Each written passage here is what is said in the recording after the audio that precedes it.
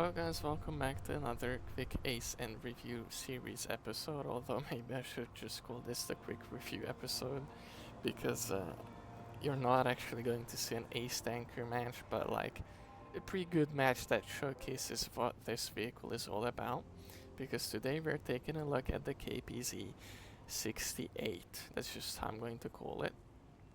It was available during last week's Black Friday event for 11,000 gold or 10,500 maybe actually, but it was pretty expensive, but it was also the first time it was outright sold in the store. So if it ever comes back, which probably it will, maybe even during Christmas, I think, paying 8,000 gold even though, or 9,000, it may seem like a lot considering that it hasn't been sold before, especially, for less gold. I think it's still worth it. Yeah, it's expensive, but I think it's still worth it. But I'll try to showcase why in this video. So, the best thing about this vehicle is mainly the gun.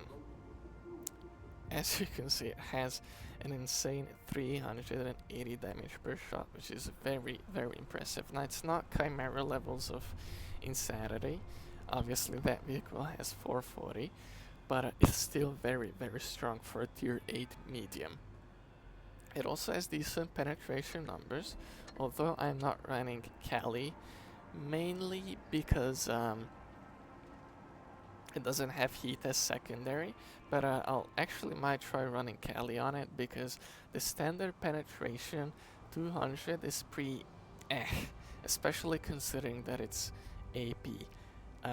It's it, the premium penetration basically is not bad, like 250 is pretty decent, but the standard 200 is something that needs to be worked on, so I might actually just switch this onto Cali for you, just to showcase that even I can sometimes make, not so good decisions in terms of equipment.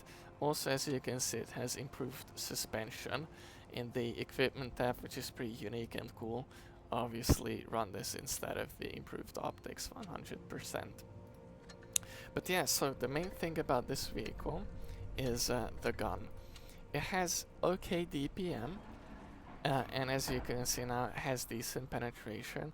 But yeah, the dispersion is not so great, and especially the aim time is pretty terrible. Like, that's one thing you will have to keep in mind.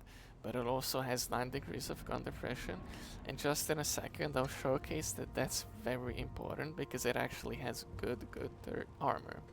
And as for the mobility of this vehicle, it's nothing fancy, it's nothing crazy. I'm pretty sure it's, if you just check the Defender Mark 1, it's even slower than that, so it's not a fast medium. It's on the slower side, but it's not terrible. But now let's look at the armor. Tier 8, German, and medium, and there you go.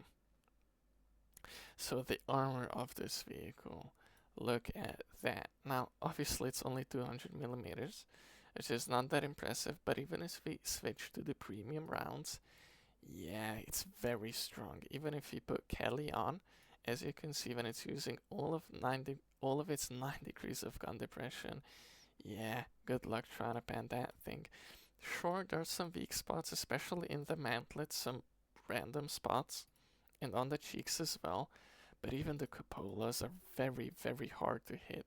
Even when it's facing you head on, I'm not even sure if they are considered weak points. They are very, very small, and as you can see, with 270 millimeters, like with standard rounds, it's impossible to try to penetrate the front of the turret. Actually, as far as like the hole goes, it has this like weird thing on it, which the point of that being there is that I'm pretty sure it was like an amphibian vehicle or an amphibious vehicle. I'm not sure how to properly like word it or say what the proper like term is, but basically it could float on the water, or at least that was the concept, that it could like flow in water, and this spot right here allowed it to do that. So that's why it's there. But in the game, what matters is that it's spaced armor. So the hull, as you can see, is pretty weak. But sometimes if people end up using heat shells, you can actually get some troll bounces because they'll shoot right into it and they'll get an auto ricochet because it's like 30 millimeters of spaced armor. So that is something nice. But the whole armor or the side armor is not very strong. Like it's, yeah, 40 millimeters. Sun scraping with this vehicle is almost impossible, as you can see. Like even at this angle, they could just shoot you in the tracks, potentially even track you and deal damage. So the main bread and butter of this vehicle is just going hull down with those 9 degrees and trading very hefty 380 shells with your opponent. And this is what this vehicle excels at. So let me show you that in game. But before I do that, if we are using improved armor, improved armor, as you can see, even with 270 millimeters, it is very hard to pen this vehicle hull down, and 270 millimeters is a lot. Like, that is insanely strong, insanely strong, but your hull is pretty weak, so make sure to not expose that whenever you are hull down. So let's get into the battle. Okay, so let me show you a quick battle. Now this isn't going to be ace tanker territory or anything like that, but it showcases why this vehicle is so strong. So immediately I look at the enemy team and our team, and I see that we basically have no tier 8 mediums besides me, but the enemy has the Eric Proto, the Panther, and the Progetto.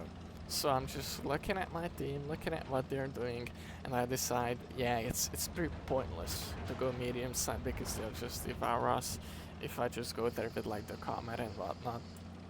So I end up going down because first of all that's where my team is going, and second of all because we don't have the firepower to face the enemy mediums.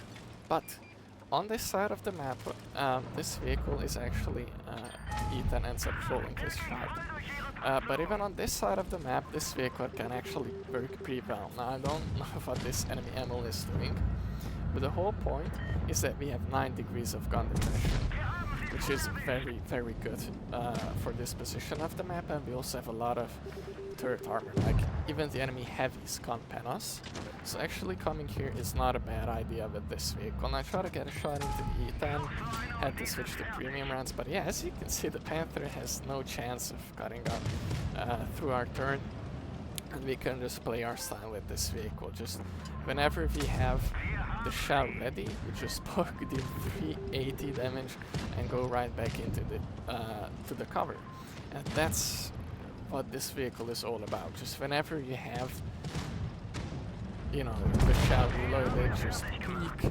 get that 380 out, and then go back right into cover. But the thing is, you can even just chill on the ridgelands because of such a great turret armor. But as you can see, the gun handling isn't that terrible, but it's you know, not amazing either. You shouldn't rely too much on it. And yeah, as you can see, I mean, pretty sure they're just looking at me and they see that everything is red for them. There's no shot they can penetrate me, so they don't even try. And the enemy is pretty sandwiched at this point. They're in a very bad situation. Even though it's 4 versus 4, we can shoot them from both sides.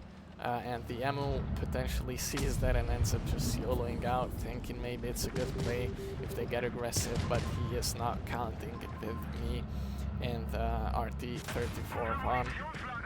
So we can just farm this ammo from the back end for 40 damage. That is insane for a tier 8 medium. Obviously that was a pretty high roll, but that's what this vehicle is all about, just getting those high damage shells out of yourself. It's pretty insane. You can trade so effectively with this vehicle, it's actually nasty. But as you can see, whenever your hull is exposed, you're very weak. So I end up getting the shot into the rack proto, and the battle is over. And yeah, it's only 3,300 damage, nothing, you know, super crazy impressive, but it showcased why this vehicle is so strong. Because it can just poke its head out with 9 degrees of gun depression and a close to impenetrable turret and just deal 380 damage to the end. That is insane. That is very strong. If if you like hold down mediums, as you can see, we only end up getting a first class. But if you like hold down mediums, this is a must because it's such a fun vehicle. And unlike something like the Chimera, which actually, if you just look at the Chimera, it has a very flat turret. So oftentimes, if the enemy knows what they are doing, they can penetrate you pretty easily. As you can see all over there around the mantlet, it's like a free shot into your vehicle. But with the KPZ, it's so hard because it's got like insanely steep angles. So it's a hold down beast. If you like, hold down mediums, hold down tanks, you'll enjoy this vehicle a lot. A couple of things to mention is, again, the gun handling can troll you sometimes because it's still, even though I'm running refined gun, it has 0.3 dispersion, which isn't ideal. I mean, if you look at the Chimera, I'm not sure why I don't have refined gun on the Chimera. Why do I? Okay, never mind, I think it got reset.